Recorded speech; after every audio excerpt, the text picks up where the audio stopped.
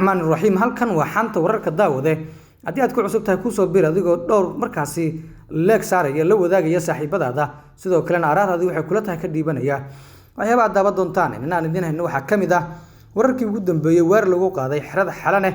waxaan idin soo gudbin doonaa weerarkaasi siyaasiyiin Mahad Salaad iyo Cabdiraxmaan Cabdishakuur oo ka hadlay yaa fududeeyay weerarkaasi wadada ayaa loo maray. waxaan idin soo gudbin doonaa dhinacyada weerarku uu saameeyay dhimashadu waa sidee taliska booliisku muxuu ka yiri warbixin ayaan ku eegi doonaa. halkan waa xanta wararka daawade ku soo dhawow ku soo bir adigoo markaasi la garanaya share garanayana aaraahdaada iyo waxay kula tahay ka dhiibanaya daawade saaxiib qodobada iyo kuwa kale ayaad ku daawan doontaan barnaamij wareedkan. halkan waa xanta wararka ku soo dhawaada ku soo bira la garaya share garaya aaraahdiina waxay idin la tahay ka dhiibta mar kale kulanti wacan ayaan hooda idin kale nahay. faafayna dheeraad ayaa waxaa laga silayaa weerar culus oo xoog ka tirsan kooxda al-shabaab ay ku qaadeen xerada Xalane oo ku dhex yaalo garoonka Aadan Cadde, sidoo kalena ay degan yihiin ciidanka Amisom. kooxda hubeysan ayaa la sheegay inay garoonka ka soo weerareen dhanka Marina Gate iyagoo qarax la beegsaday control ku yaala halkaasi oo laga soo galo garoonka. iskorimaad u dhaxeeyo kooxda weerarka qaaday iyo ciidamada ammaanka ayaa haatan ka socda xarunta ama markaasi la soo afmeeray, iyadoo halkaasina markaasi lagu daadiyay ama weerarku ka dhacay xarunta iyaha tababaran ee u shaqeeya sida askarta kuwaas oo lagu baaro walxaha qarxa. sidoo kale wuxuu weerar ku gaaray xafiiska Toyota ee SKI. dhanka kale al-shabaab ayaa sheegtay mas'uuliyadda weerarkan waxaana shaaciyeen in haatan tuugashay ka socoto gudaha xerada sida ay baahiyeen kul sii horeysay. ilaa hadda ma jirto wax hadal ah oo ka soo baxay saraakiisha laamaha ammaanka Soomaaliya waxaana oo si faahfaahsan uga hadlay inkastoo booliisku ay ka hadleen arrintaasi. xaaladda goobta ayaa aad u degan waxaana isa soo taraya macluumaadka laga helayo weerarkaasi oo markaasi xaalado iyo faahfaahinno dheeraad ay ka soo baxayaan. taliyaha booliiska ayaa haddaba ka hadlay waa afayeenka booliiska. taliska ciidanka booliiska Soomaaliyeed ayaa faahfaahin hordhac ka bixiyay weerarka culus ee lagu qaaday xerada Xalane ee magaalada Muqdisho kaasi oo geystay khasaare leh dhimasho iyo dhaawac. afayeenka booliiska oo uu hadlayay warbaahinta dowladda ayaa sheegay in weerarku ay qaadeen laba ka mid ah kooxda ururkaasi al-shabaab ayna galeen xero u dhow garoonka. Cabdilfataax Aadan Xasan ayaa sidoo kale shaaca ka qaaday in ciidamada ammaanka ay ka hortageen gaar ahaan hay'adda NISA iyo sidoo kale ciidanka gaarka ah Haram Cad kuwaasi oo Marina Gate dhinaceeda weerarkaasi ka fashiliyay in gudaha loo sii galo. sidoo kale wuxuu intaas ku daray in haatan uu weli socdo baaritaanka iyo howlgalka sidoo isla markaana uu si faahfaahsan uga hadli doono arrimahaasi. xaaladda ayaa weli markaasi u muuqata mid degan waxaana siyaabo kala duwan looga hadlay arrimaha ku gadaaman weerarkaasi. siyaasiyiin dhowr ah ayaa ka hadlay weerarkaasi iyagoo markaasi shaki geliyay sida cidda ka dambeysa weerarkaasi ay qaban qaabisay ama fulisay. si kasta oo xaaladdu noqotoba waxaa la wariyay markaasi oo xubno kala duwan ay ka hadlay ay sheegeen in farmaajo dal iyo dad midna uusan markaasi laga dhaxli doonin sida uu sheegay Mahad Maxamed Salaad oo isagu markaasi weerarkaasi farmaajo ku eedeeyay. waxa ka mid ahaa xubnihii ku jiray baarlamaankii 10aad ee sida weyn uga soo horjeeday farmaajo 5 sano la soo dhaafay. waxa uu ugu baaqay in loo istaago isku xoreynta farmaajo. xildhibaan Mahad Maxamed Salaad oo ka mid ah xubnaha aan weli la dhaarin ayaa ku baaqay in la istaago ama loo istaago sidii dalka looga badbaadin lahaa farmaajo kaasoo uu ku eedeeyay in aan laga dhaxli doonin dal iyo dad midna. Mahad Salaad wuxuu wax lala yaabo ku tilmaamay in halkii 5 sano ka hor lagu doortay farmaajo ay maanta duulaan ku qaadaan kooxda xiriirka la leh al-Qaacida al-Shabaab taasoo muujinaysa fashil amni oo xooggan. dhowr iyo 10 sano meel al-Shabaab weligood aysan imaanin ayay maanta ka dagaalameen.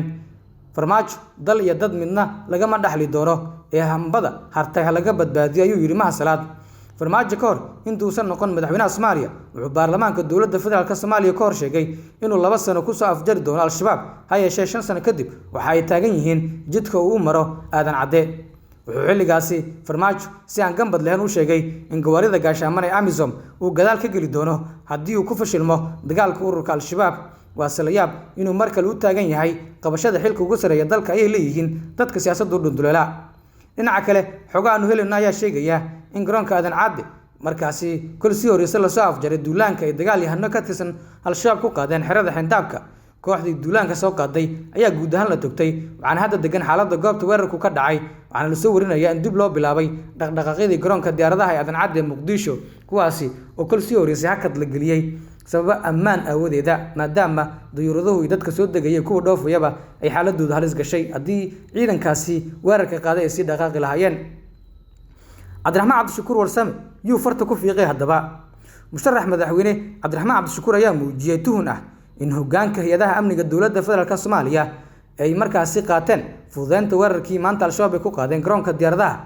hogaamiyaha xisbiga wadajir cabdiraxmaan cabdishakuur warsame ayaa shaki xooggan ka muujiyey sida fudud oo dagaalamayaal ka tirsan kooxda al-shabaab ugu soo rogashay in gudaha u galaan xayndaabka garoonka diyaaradaha gaar ahaan aagga aadka loo ilaaliyo ee Xalane. warsame oo sheegay in dhawaanahan ay soo gaarayeen digniino amni oo isi soo taraya ayaa sidoo kale dareen markaasi ka muujiyey in weerarka maanta lagu qaaday xerada Xalane uu fariin u yahay doorashada guddoonka golaha baarlamaanka Soomaaliya oo la qorsheeyay in lagu qabto tendhada Afisyooni. al-shabaab xoog kuma soo gelin gudaha wayna caddahay in lala shaqeeyay loona fududeeyay howlgalka. waxaa kaloo iyana muuqata in weerarka maanta uu jawaab u ahaa fariintii ahayd in doorashada guddoonka baarlamaanka lagu qabto tendhada Afisyooni, ayuu yiri cabdiraxmaan cabdishakuur warsame. musharax madaxweyne warsame wuxuu nasiib darro ku tilmaamay in xilligan xasaasiga ah lagu jiro kala guurka ay hadihii amniga gacanta ku yaayaan kooxo Fahad iyo Farmaajo ka amar qaata kuwaasoo uu ku eedeeyay in waddo kasta u marayaan xaqiijinta dantooda shakhsiga ah. ra-iisul wasaaraha xilgaarsiinta maxamed xuseen roble ayuu ugu baaqay inuusan indhaha ka laaban mas-uuliyadda ka saaran dalka gaar ahaan amniga iyo howlgalka muhiimka ah ee markaasi xilliga kala guurka ah. wuxuuna ugu baaqay inuu dib u habeen ku sameeyo hoggaanka hay-adaha amniga. tan iyo bilowgii sanadkan xaaladda amniga caasimadda ayaa u muuqata mid faraha ka baxday halka shakhsiyaadka markaasi shaqada amniga u xilsaaran si aan gambad lahayn ugu mashquulsan yihiin doorasho xulashooyin ka socda qaar ka mid ah maamul goboleedyada dalka sida markaasi lagu eedeynayo. waa hagaag naxorka wararka ayaa daawanaysaan daawadayaal saaxiibayaal. iskooxaysi xildhibaano ayaa ka bilowday Muqdisho. dhismaha isbahaysiyo siyaasadeed gudlooyin iyo iskooxaysi xildhibaano ayaa ka bilowday caasimadda xilli ay ceel ku sii dhacayso harjada dib u doorashada Farmaajo.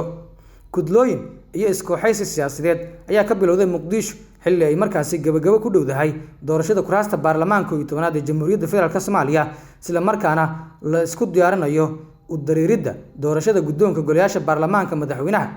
toddobaadkan waxaa si weyn caasimadda looga dareemay abaabulka kulamo waaweyn oo intooda badan ay gadaal ka riixayaan siyaasiyiin mucaarad ah kuwaasi oo doonaya inay kulmiyaan xildhibaanada ka soo jeeda dib u doorashada Farmaajo.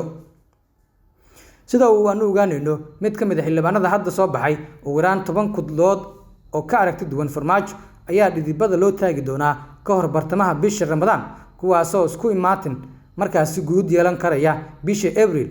kudlooyinka waxaa ku jira in ka badan xildhibaanada soo baxay Galmudug, Jubbaland, Puntland iyo reer waqooyiga kuwaas oo badankood ku daaban yihiin musharaxiin madaxweyne xisbiya siyaasadeed oo mucaarad u ah Farmaajo. in ka badan shakhsiyaadka u sharaxan xilka ugu sareeya dalka ayaa ka midaysan aragtida ah in meesha laga saaro Farmaajo isbedel doon ay noqdaan. hayeeshee tirada musharaxiinta oo aad u badan ayaa kala dhantaalaysa damcooda haddii aysan isbahaysi samaysan. dhanka kale Farmaajo ayaa wada qorshe midkaasi lacna waxaana habeen kasta madaxtooyada la geeyaa in ka badan xubnaha baarlamaanka 11aad kaasoo galay hay-adda NISA kuwaasoo laga doonayo inay soo duumaan xildhibaanada dhexdhexaadka ah.